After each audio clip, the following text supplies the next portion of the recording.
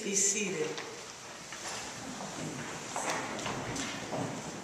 In the name of Christ who calls us. Amen.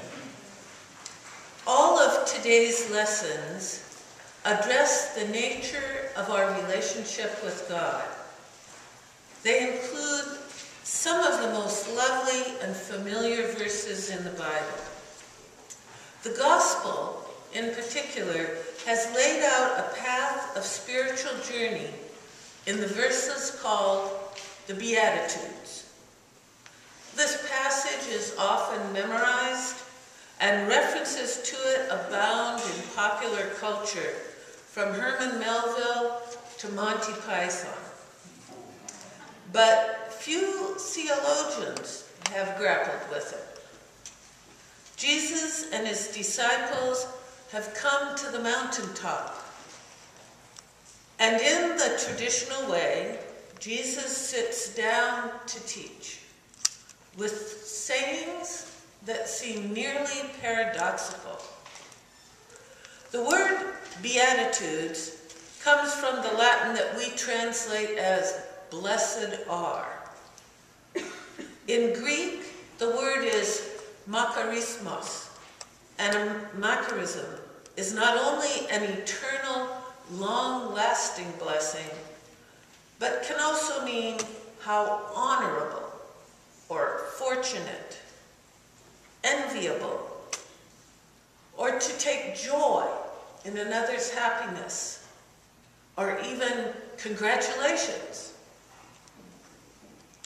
Where is the happiness in mourning? What is the good fortune in poverty?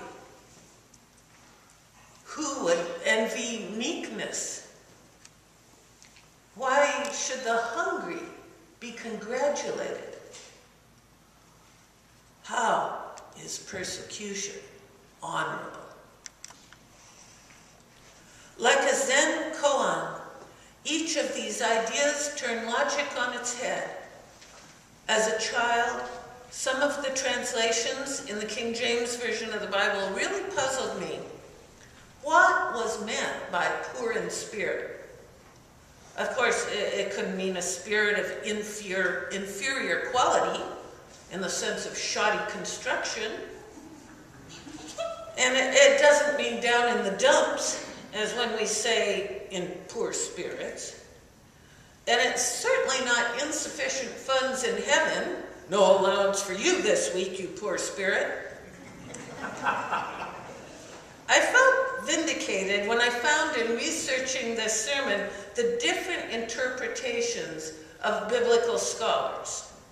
Some think that Luke's version has the gist of it, with Jesus saying, "Blessed are you who are poor, for yours is the kingdom of God."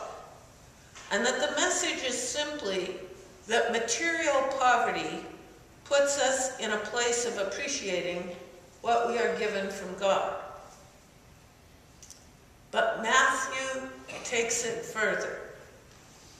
This is soul poverty, an emptying of self. Eugene Peterson's translation, The Message, says, "With less of you, there is more of God." And commenting on this passage, Cynthia Bushell says, "As long as we are filled with ourselves, we can go no further into the larger mind of God." Poor in spirit designates an inner attitude of receptiveness and openness. The reign of God is here, now, in the present tense, when we are ready to receive. Blessed are the poor in spirit, for theirs is the kingdom of heaven. Thomas Merton describes a point in the center of our being that is untouched by sin and illusion, a point of pure truth, a point of spark which belongs entirely to God.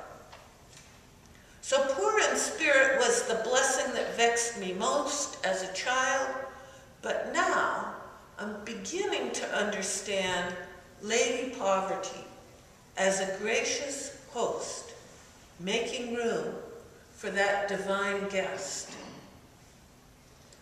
The first step in being able to know Christ in each other is to be ready to listen, to regard others with the unconditional love that we would have them give us. Today we have an opportunity to open our hearts and minds a little wider as we get a better sense of who we are as a community. This work is essential to our discernment process. We need to understand who we are as a people. What are our special gifts? And hear God's call for all of us so that we can communicate that profile to others. We can fill pages with words about our demographics and fiscal reports, but as long as we are filled with ourselves, we can go no further. We need to have listening hearts.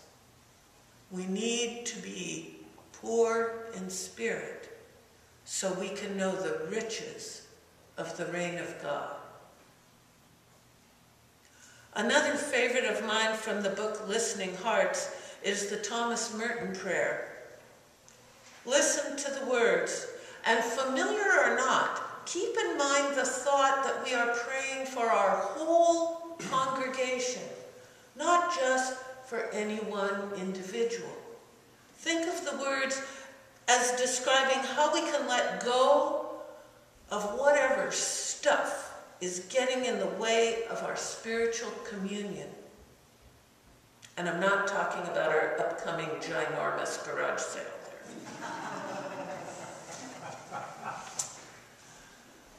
We have no idea where we are going.